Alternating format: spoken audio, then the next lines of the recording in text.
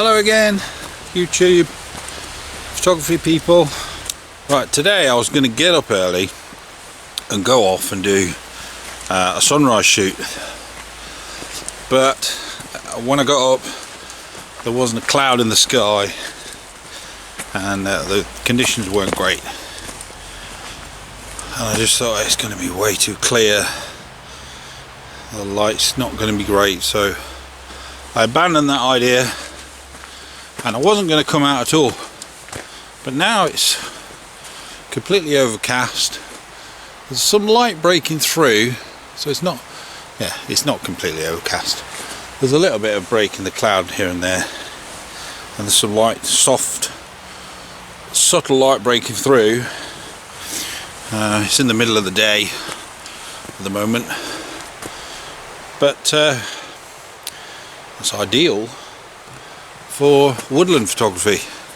So here I am in a woodland in Devon, looking for something nice to photograph. So it is officially autumn now, we're into September, so it's officially autumn, but everything's still pretty green. The leaves haven't started to turn just yet. There's a few sort of yellowy, orangey ones, but most of it's still green. And there's still lots of green grass and moss everywhere. But it's calmed down a bit. This time a month ago, you could barely even walk through here, there's so much overgrowth. So yeah, it's calming down. And we're coming into photographers, or landscape photographers, best time of year, autumn and winter.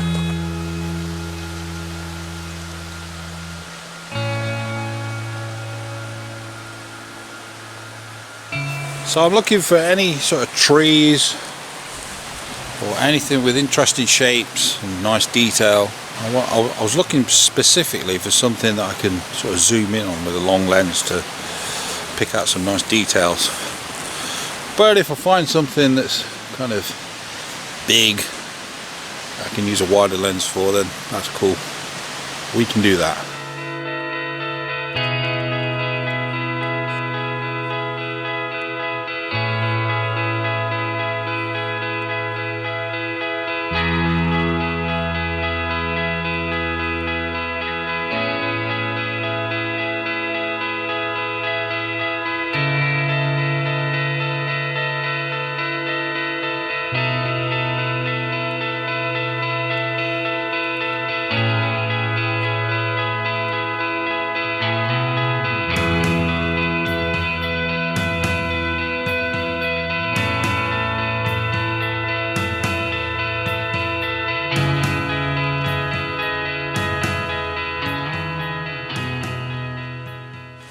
Right, so my first composition is this beautiful, huge, I think it's an oak tree.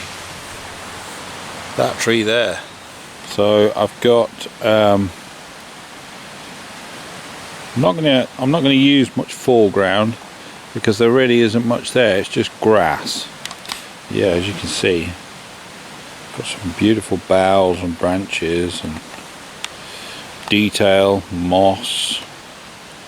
Everything, really beautiful tree. Right, so I'm finding if I shoot in landscape mode and cut the foreground down, I can get more of the tree in, which is actually making for a nicer shot. At this point it seems to me to be customary for us YouTube photographers to tell everybody what your settings are. So I'll do that. So I'm at f11, ISO 50, which is giving me 1 second. I've tried a slightly darker exposure. The highlights, there aren't really any highlights because the sky is just completely grey, so there's no real need to do that. So yeah, 1 second, 2 second timer, so that I don't get any camera vibration whatsoever. Autofocus is off, so focus manually. Image stabilization is off because that really doesn't work effectively on a tripod.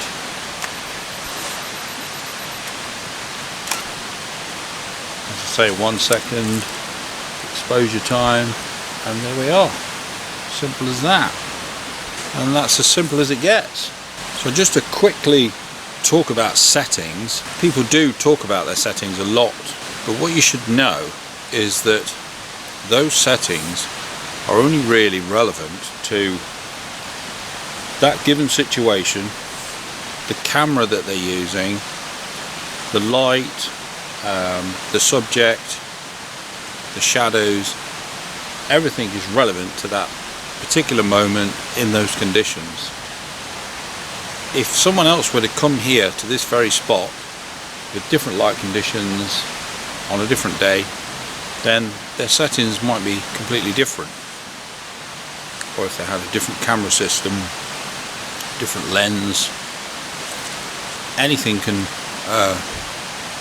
mean you have to change your settings. So really, those settings are really only relevant to me right now in this situation.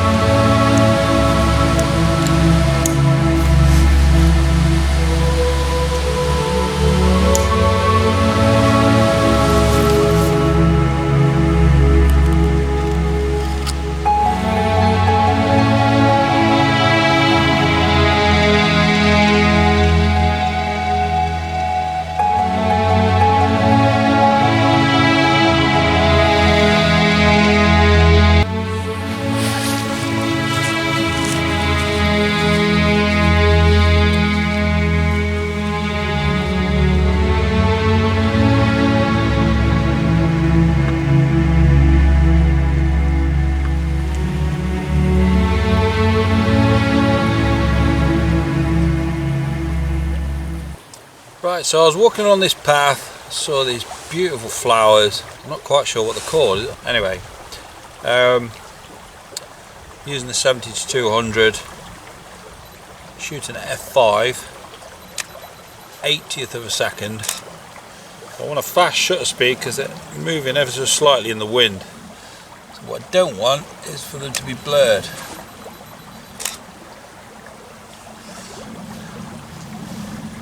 Coming out beautifully.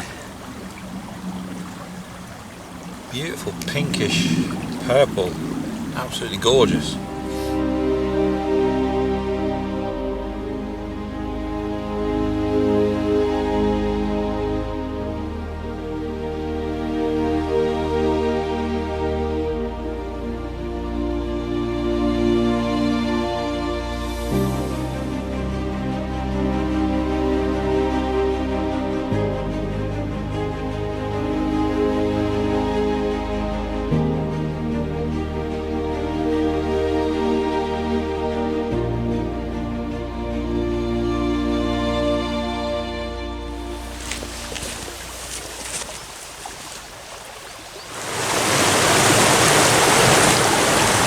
So on my way down this path, I came across, let me show you what I've come across. That little waterfall there. So we've got that great big boulder in the way, but I still think the way it cuts through here and then winds off up through the frame, I think that makes quite a nice little shot. So I've got the polarizer on and its darkest setting. Let's see what my settings are here. f11, 1/6 of a second, ISO 100. And yeah, it looks pretty good. I didn't want my shutter speed too slow because I didn't want the water to look too milky. I still wanted a bit of movement in the water.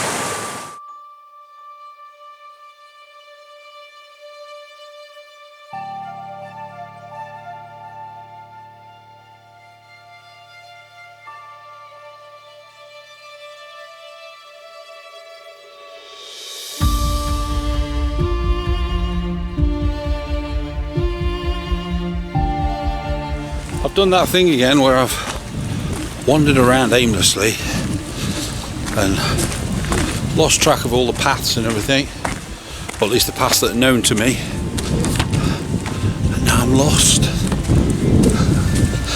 I've got a clue where I am. I must be somewhere near civilization though, because there's quite a few people walking up and down here. But anyway, I'm going to end the video there. So I hope you enjoyed it. I hope you enjoyed the photographs. Please give us a like and a subscribe, and I will see you next time. Thanks for watching.